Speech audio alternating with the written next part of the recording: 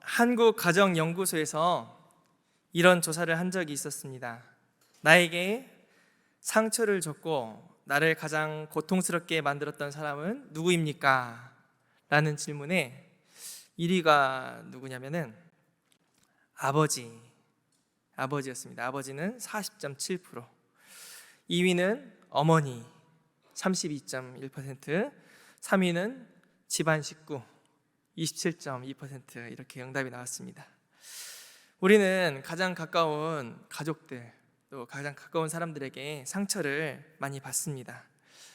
어느 집에 90살 넘으신 할머니가 계셨는데, 이 할머니에게는 딸이 하나 있었습니다.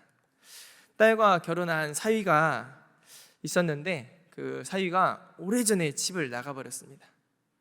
그런데 10년 전쯤에 집에 돌아왔습니다. 그런데 이 할머니는 신앙심도 깊었지만 이 사위가 용서가 되지가 않는 것입니다. 기도도 많이 한다는 소리 듣고 또 신앙도 좋다고 또 감사로 산다고 했는데, 이 할머니에게는 그 사위가 용서가 되지 않는다는 것입니다. 이것을 예전에 극동방송에서 한번 나눈 이야기가 있었습니다. 우리도 믿음을 가지고 있다고 하면서도 용서가 되지 않을 때가 있습니다. 오늘 말씀에서는 모든 사람과 더불어 화평함을 따르라고 이야기하고 있습니다. 여기서 따른다는 말은 그냥 따라가는 정도가 아니라 마치 사냥개가 그 사냥감을 추격하는 것처럼 간절하게 쫓으라는 말입니다. 모든 사람과 화평하는 일에 열정을 가지고 또 간절함으로 임하라는 것입니다. 죄 지은 사람, 나에게 뭔가 잘못한 사람도 우리는 용서해 줘야 합니다. 14절 이 뒤에 보면은 이런 말씀이 있습니다. 이것이 없이는 하나님을 보지 못한다 했습니다. 우리 예수님은 우리의 화평이십니다. 하나님과 우리 사이에 막힌 담을 자기 육체로 허셨던 분입니다. 그래서 막혀진 그 관계를 하나로 만드신 분이 바로 우리 예수님입니다. 그래서 우리 예수를 믿는 사람들은 성도들 간에 서로 화평을 이루며 살아야 합니다. 심지어는 우리를 대적하는 사람들하고도 화평을 해야 합니다. 그런데 사람들은 이것을 불가능한 일이라고 이렇게 늘 말합니다. 그래서 이렇게 말하죠. 내 눈에 뭐가 들어가기 전까지는, 흙이 들어가기 전까지는 용서 못해. 그냥 흙을 넣어야 됩니다. 흙을 넣고 용서하시기 바랍니다. 죽기 전에는 용서 못한다고 우리가 말합니다. 죽으면 됩니다. 그리스도 안에서 우리는 죽어야 합니다. 나 자신이 살아있으니까 내 자존심상 내가 받은 피해도 있기 때문에 더 이상 용서 못한다. 이게 우리의 마음인 것입니다. 화평하라, 화평을 쫓으라, 이 말은 제 말이 아니라 우리 주님의 말입니다. 우리가 하나님의 말씀을 쫓으면은 하나님께서는 팔짱 끼고 가만히 있을까요? 아니면 도우기를 원하실까요? 하나님은 우리를 도와주실 것입니다. 우리에게 맡겼던 담이 허물어지도록, 또 풀리지 않았던 그 관계가 풀어지도록 하나님께서 인도해 주실 것입니다. 우리는 그럴 때 내 힘으로 하는 것이 아니라 주님을 힘입는 것입니다. 그리할 때 위로부터 주시는 하나님의 은혜는 우리에게 모든 것을 감당할 수 있게 하십니다. 찬송가 436장, 우리가 예배 이제 뒷부분에 찬양을 할 것인데, 나 이제 주님의 새 생명 얻은 몸, 이 찬양 가사에 보면은 산천도 초목도 새 것이 되었고 죄인도 원수도 뭘로 변한다고요? 친구로 변한다. 이런 가사가 있습니다. 어떤 사람에게 조우라는 그 노예가 있었습니다. 이 사람은 노예가 아주 많았는데 그 중에서 조우라는 노예는 아주 충성되고 일도 열심히 잘했습니다. 그래서 주인은 이 조우를 아끼고 좋아했습니다. 그래서 이 노예들 중에서 좀 으뜸으로 세우고, 이 무슨 일이 있으면은 조우하고 의논을 하고 또 일도 많이 맡겼습니다. 어느 날 주인이 다른 노예를 사기 위해서 노예시장에 나갔습니다. 그때 조우를 같이 데리고 나갔습니다. 가보니까 많은 노예들이 정말 상품처럼 진열되듯이 이렇게 서 있는 것이었습니다. 그런데 유달리 늙고 또 힘없어 보이는 한 노예가 그들 사이에 끼어 있었습니다. 주인은 아유, 저런 사람도 노예로 나왔네 이랬는데, 주인은 이제 힘 좋은 남성을 노예로 쓰려고 막 눈여겨보는데, 조우는 저 늙은 사람을, 병들고 늙은 사람을 우리가 사자고 이렇게 말을 하는 것입니다. 그래서 주인이 그래도 뭔가 있겠지 하고는 사왔습니다. 그런데 이 병든 노예는 집에 와서도 뭐 힘을 얻는 것이 아니라 계속 병든 채로 힘을 못 쓰는 것입니다. 일도 잘 못하는 것입니다. 그런데 조우는 그 사람을 대단히 아껴주는 것입니다. 그래서 주인이 궁금하니까 물어봤습니다. 왜 일도 못하는 노예를 사가지고 와가지고 왜 그렇게 극진히 보살피느냐? 그러자 조우가 눈물을 흘리면서 말을 합니다. 저 노예는 제 원수입니다. 제가 어렸을 때 저를 유괴해서 노예 상인에게 판 사람이 바로 저 사람입니다. 그런데 저 사람도 노예가 되었네요. 저 사람을 처음 봤을 때 원수도 잘 만났다 생각하고 저 사람은 어떻게 골탕 먹일까 생각했는데 예수님의 말씀이 떠올랐습니다. 원수를 사랑하라. 그래서 저는 저 사람이 세상 끝날 때까지 사랑하기로 마음먹었습니다. 네, 여러분 요셉 이야기가 생각나지 않습니까? 요셉은 자기를 판 형님들, 원수 같은 형님들을 용서했습니다. 그 용서한 것이 인간적으로 볼 때 가능한 일입니까? 그래도 가족이니까 가능하다고 생각하십니까? 집단 나온 지 오래되어서 잊어버려서 그렇게 용서할 수 있었습니까? 오랫동안 밖에서 살다 보니까 자연스럽게 용서할 마음이 생겼습니까? 아닙니다. 요셉이 용서할 수 있었던 것은 하나님의 은혜에 묻혀 살다 보니까 넉넉한 마음이 생겼던 것입니다. 용서는 마음의 결단입니다. 원수를 사랑하라는 그 명령에도 결단이 필요합니다. 저와 여러분들은 마음에 지는 일이 없길 바랍니다. 여러분 넬슨 만델라라는 분을 아실 것입니다. 남아공의 대통령이었죠. 근데 그분은 인종차별 철폐운동을 하다가 종신형을 받고 27년간 복역을 했습니다. 그리고 풀려났습니다. 흑인 정부가 처음으로 들어섰습니다. 그리고 그 흑인 정부의 첫 대통령, 남아공 대통령이 만델라가 되었습니다. 대통령이 되어서 한 일 중에 가장 위대한 일은 바로 자기를 감옥에 넣었던 이 백인 정부의 악행을 보복한 것이 아니라 다 용서한 것이었습니다. 어떻게 그럴 수 있었을까요? 많은 사람들이 궁금해했습니다. 그래서 기자들이 물어봤습니다. 어떻게 당신을 괴롭히고 힘들게 만들었던 그들을 용서할 수 있었습니까? 그러자 만델라가 이렇게 대답합니다. 어느 날 채석장에서 하염없이 바위를 깨고 있었는데 문득 내 마음에 원망이 치솟아 올랐습니다. 그들이 내 모든 것을 빼앗아갔다. 이 마음이 들어서 너무 화가 났습니다. 나한테 이제 남은 것은 없구나 이렇게 생각했을 때 생각해보니 나에게 남아있는 것이 있었습니다. 그것은 바로 제 정신과 마음이었습니다. 이것은 아직도 나한테 남아있구나. 그래서 저는 그 시로 이 내 정신과 마음을 절대로 빼앗기지 않겠다. 절대로 그들에게 내주지 않겠다 결심했습니다. 이 사람들이 나를 27년이나 가두었는데 내가 그들을 아직도 증오한다면은 나는 여전히 갇혀 있는 것이나 다름없지 않겠습니까? 이제 나는 자유한 사람이 되었으니 더 이상 갇혀 지내지 않기로 했습니다. 그래서 제 안에 있던 그 증오를 털어버리기로 결심했습니다. 만델라는 얼마나 마음이 중요한지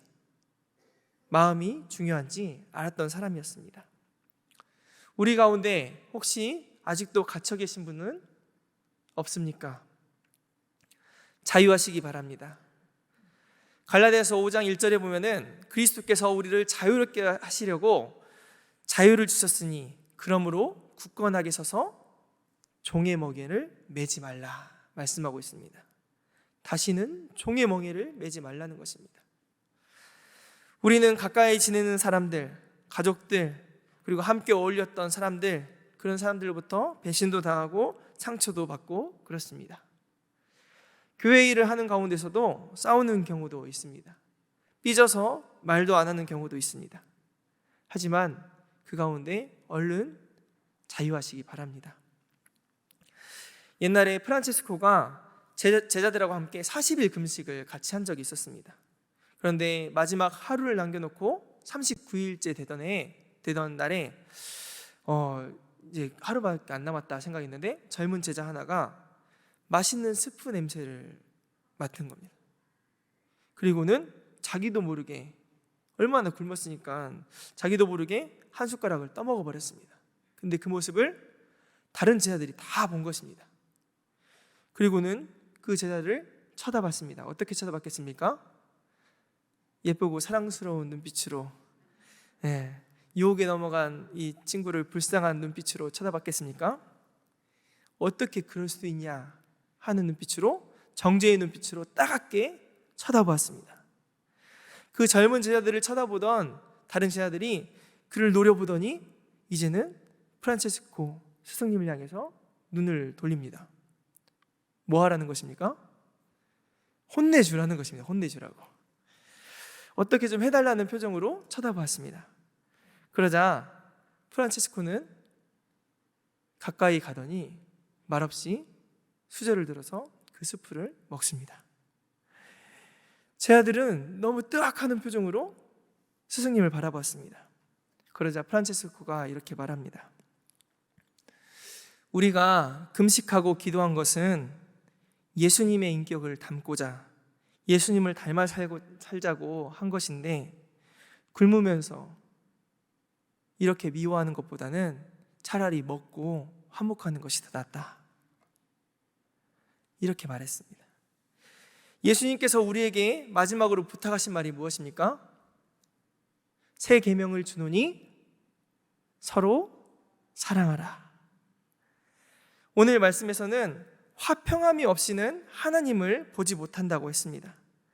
이 땅에서 화평함으로 마음의 자유를 다 누리고 영원한 평화의 나라 다 다다라서 하나님의 얼굴도 기쁘게 배우고 또 많은 지체들도 기쁜 얼굴로 만날 수 있는 저와 여러분들 되시기 바랍니다. 두 번째로 화평함을 따르라. 그 다음에 뭐가 있냐면 거룩함을 따르라고 말합니다. 성도들은 성도입니다. 성도가 무엇입니까? 거룩한 무리라고 합니다. 영어로는 세인트 그러잖아요. 세인트, 그렇지 않습니까? 거룩에 대한 열정이 우리 성도들에게는 필요합니다. 거룩하지 않고는 하나님을 볼 수 없다고 말합니다. 우리가 아까 색소폰 연주하실 때, 찬양하실 때 뭐라고 했습니까? 마음이 청결한 자는 하나님을 볼 것이요, 마음이 청결한 자가 하나님을 본다고 했습니다. 달리 말하면은 마음이 청결하지 못하면은 하나님을 못 본다는 것입니다. 우리는 예수님의 보혈의 공로로 죄 씻음을 받아 모두 다 거룩하게 됩니다. 그런데 여기서 거룩함을 따르라 이렇게 말할 때는 예수님의 피로 그 거룩함을 입었던 그 거룩함을 말하는 것이 아니라 좀 더 개인적인 것입니다. 좀 더 실제적인 것입니다. 예수님께서 거룩하게 해주셨으니 거룩해진 것이야 하면서 나는 아무것도 안 해도 돼, 난 가만히 있어도 돼, 이런 것이 아니라 우리는 부지런히 열심히 거룩을 쫓아 살아가야 합니다. 그런데 여기서 주목할 것이 있습니다. 완전한 거룩에 이르지 못하면 하나님을 못 본다 이렇게 말한 것이 아니라 거룩함을 쫓으라고 말하고 있습니다. 만약 완전한 거룩함에 이뤄야지 하나님을 본다, 이렇게 말하면 우리는 지레 겁을 먹고 포기하고 말 것입니다. 그래서 오늘 성경 말씀에서는 거룩을 따르라고 말합니다. 거룩을 추구하라, 거룩을 쫓으라 말합니다. 거룩은 무엇입니까? 잘라내는 것입니다. 잘라내는 것입니다. 예수님을 만나고 나면은 거룩해지려는 소원이 우리 가운데 생겨납니다. 그래서 노력을 합니다. 술에 진땅 취하던 사람들은 술잔을 거부하게 됩니다. 담배를 달고 다니는 사람은 또 담배를 끊어야겠다, 이런 마음을 또 품게 됩니다. 작가 중에 인간시장이라는 소설을 쓰신 김홍신 씨가 있습니다. 이분은 37년 6개월 동안 담배를 정말 좋아했는데 이 담배를 끊었습니다. 이분이 쓰신 수필 가운데 죽는 날에도 담배를 입에 물고 죽겠다라는 제목의 수필도 있습니다. 그런데 그가 담배를 끊었습니다. 이유는 스승이 던진 말 때문에 그랬습니다. 뭐라고 했냐면, 쥐는 쥐약인 줄 알면은 먹지 않는데 사람은 쥐약인 줄 알면서도 먹는다. 아주 뜨거운 물잔을 얼른 내려놓으면 되는데 붙잡고 어쩔 줄 모르니 손에 댈 수밖에 없지. 세상을 끌고 가도 시원찮은 판에 담배한테 그렇게 끌려다니냐? 이 한마디에 자기의 삶을 돌아봤습니다. 자기는 글과 말로 사람들을 끌고 가는 위치에 있다고 자기 스스로 자부했었는데 세상을 끌고 가기는커녕 담배에 끌려다니고 있다, 이 말에 충격을 받고 결단하여서 쉽지 않았지만 담배를 끊었습니다. 그가 담배를 끊자 많은 사람들이 당신이 그런 수필도 쓰지 않았습니까? 하면서 막 이제 말하는 것입니다. 그래서 담배를 끊었다는 말 듣고 그 사람들 그분 친구들이 진짜 독하다, 진짜 독하다, 이런 말을 하는 겁니다. 그래서 김홍신 씨가 이렇게 말합니다.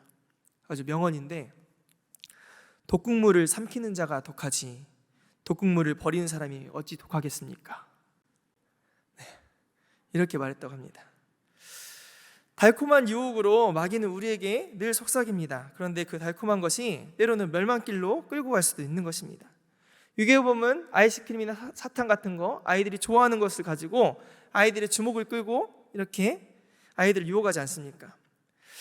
세상의 많은 것들은 우리가 거룩해지는 것을 원할까요? 원하지 않을까요? 원하지 않습니다. 너희도 때묻혀봐. 네, 술을 마시는 사람은 너도 한번 마셔봐. 늘 권하지 않습니까?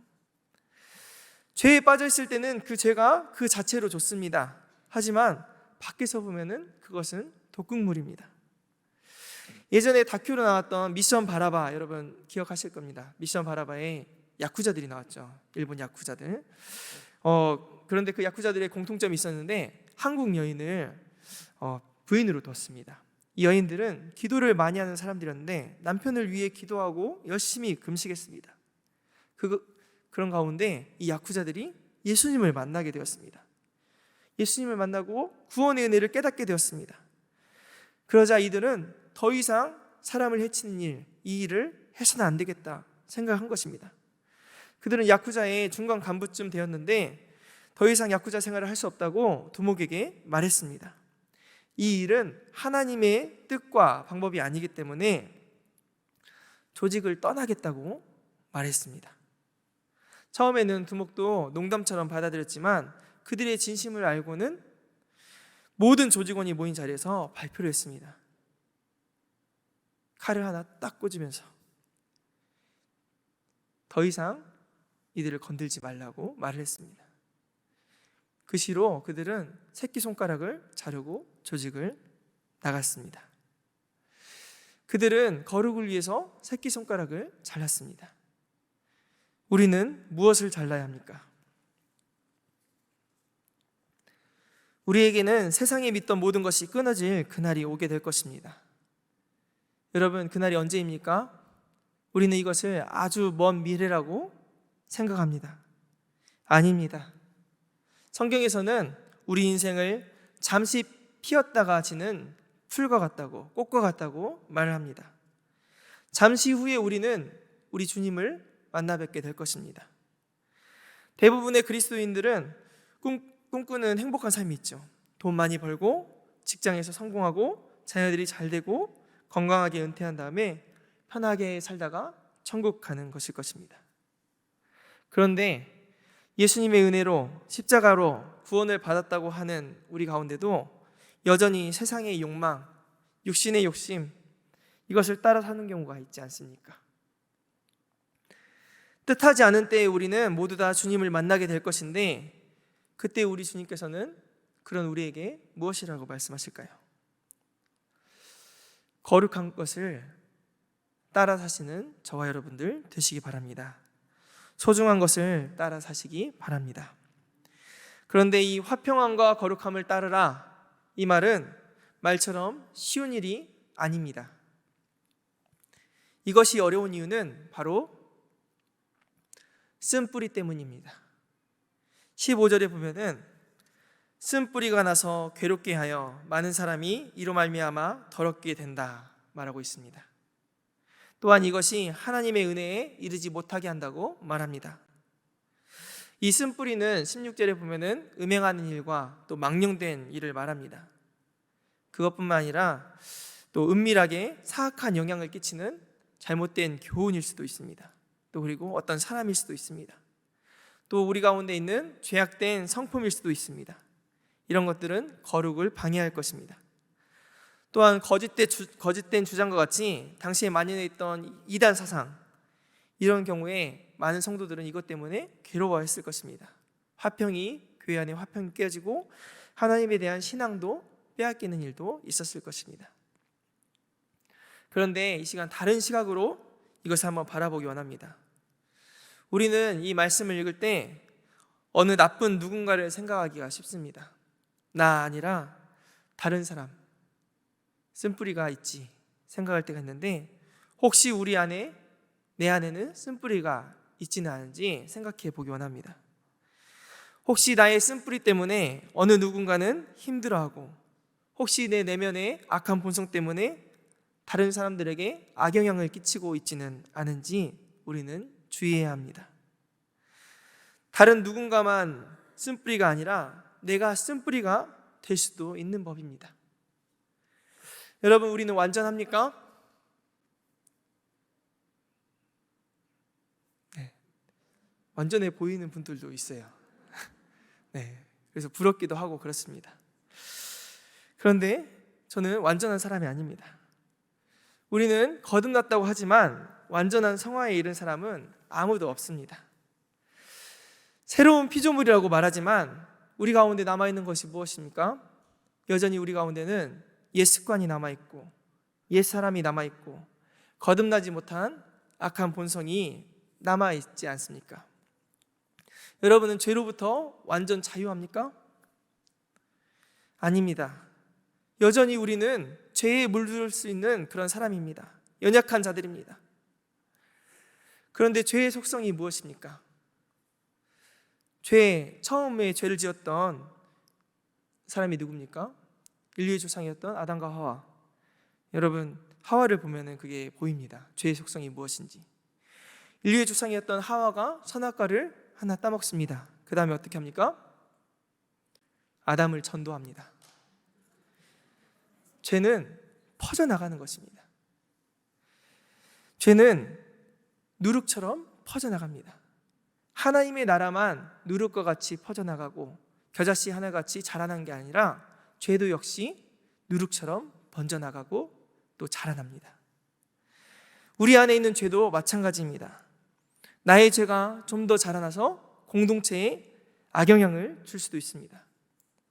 아간의 그 작은 죄로 말미암아 어떻게 됐습니까? 이스라엘이 아이성에서 패배를 맛보게 되었습니다. 우리는 축복의 통로가 되어야지 죄악의 통로, 이 쓴뿌리의 통로가 되어서는 안 됩니다. 거룩한 통로, 선한 하나님의 백성으로 우리는 잘 살아가야 됩니다. 그런데 우리 힘으로 됩니까? 되지 않습니다. 그래서 우리에게 필요한 것이 무엇입니까? 늘 기도해야 합니다. 은혜에 이르지 못한 일이 없도록 우리는 기도해야 합니다. 은혜에 이를 수 있도록 기도해야 합니다. 먼저는 다른 이들이 나를 넘어뜨리지 못하도록 기도해야 합니다. 우리가 넘어지지 않도록 기도해야 하는 것입니다. 예수님께서도 우리에게 기도를 가르치실 때 뭐라고 하셨습니까? 너희는 이렇게 기도하라. 다만 악에서 구하옵소서. 다만 악에서 구하옵소서 하고 우리는 기도해야 합니다. 또 두 번째로 내가 그렇게 넘어뜨리는 자가 되지 않도록 나의 쓴뿌리를 놓고 기도해야 합니다. 어떤 이에게는 성질이 쓴뿌리일 수도 있고, 어떤 이에게는 음행이 약점일 수도 있고, 어떤 이에게는 물질이 약점이 있을 수도 있습니다. 에서에게는 무엇이 약점이었습니까? 먹는 것이 약점이었습니다.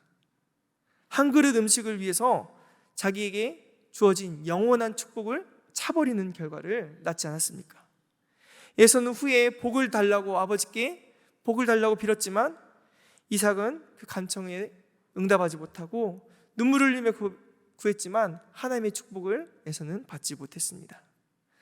우리에게도 한 그릇 음식과 같은 내가 소중히 여기는 자존심일 수도 있고, 내가 소중히 여기는 무언가일 수 있고, 내가 뭔가 좋아하는 것일 수도 있습니다. 어떤 에게는 그것이 물질일 수도 있고, 어떤 에게는 그것이 어떤 것이 될 수도 있습니다. 또 나의 잘못된 자아, 하나님께서 기뻐하시지 못하는 부분이 있다면 그것을 내려놓고 하나님께 기도해야 합니다. 마지막으로 공동체를 위해서 우리는 기도해야 합니다. 15절을 다시 보십시오. 너희는 하나님의 은혜에 이르지 못하는 자가 없도록 하고, 우리 공동체 안에 하나님의 은혜에 이르지 못하는 자가 한 명도 없도록 기도해야 합니다. 다시 말해서 모두 다 은혜 받기를 위해서 우리는 기도해야 합니다. 나만 은혜 충만했다고 다 된 것이 아닙니다. 모두가 다 은혜 안에 거해야 합니다. 왜냐하면 죄악은 퍼져나가기 때문에 그렇습니다. 은혜에 이르지 못한 자가 한 사람이라도 있다면 그 사람이 어쩌면 쓴뿌리가 되는 것입니다. 누룩처럼 번져나갈 수 있기 때문에 은혜에 이르지 못한 자가 없도록 우리는 기도해야 합니다. 뒤에 보면은 28절에 보면은 그러므로 우리가 흔들리지 않는 나라를 받았은즉 하면서 뭐라고 합니까? 은혜를 받자. 성경에 은혜를 받자 하는 구절이 이거 말고 많이 없습니다. 은혜를 받자. 여러분 자신의 가슴에 손을 넣고 한번 이렇게 고백해 보시기 바랍니다. 은혜를 받자. 은혜를 다 받으시기 바랍니다. 은혜를 받는다는 것은 무엇입니까? 이 성경책 아래에 보면 각주가 있는데 그 은혜를 받자를 다른 말로 표현하고 있습니다. 뭐라고 하냐면 감사하자. 은혜에 감사하자. 그리고 감사하자. 은혜 받는 것의 특징이 무엇입니까? 바로 감사하는 것입니다. 다시 자기 자신을 향해서 말해봅시다. 감사하자. 감사가 떨어지면은 그 시로 불평과 원망이 찾아듭니다. 그런데 그 불평과 원망은 어떻게 됩니까? 광야 생활을 하던 이스라엘 백성들을 한번 보십시오. 그 불평과 원망은 한 사람의 불평에서 끝나지 않습니다. 이것은 정말 누룩처럼 쫙 번져갑니다. 다 퍼져갑니다. 모든 사람의 입에 불평이 가득하게 되는 것입니다. 그렇게 되면은 화평함과 거룩은 해치게 됩니다. 또한 하나님 은혜에 이르지 못할 뿐더러 쓴뿌리처럼 우리를 괴롭히고 많은 사람에게 누룩처럼 퍼져가는 것입니다. 그래서 우리 공동체를 위해서 기도할 때는 이렇게 기도하시기 바랍니다. 하나님, 우리 공동체 안에 하나님의 은혜로 충만하게 채워주시고 우리 안에 감사의 고백이 늘 풍성한 교회가 되게 하여 주시옵소서. 그리할 때에 모든 사랑과 더불어 화평함과 거룩함을 따르며 주님을 배움는 하나님의 임재가 가득한 이 성전이 될 줄 믿습니다. 기도하겠습니다.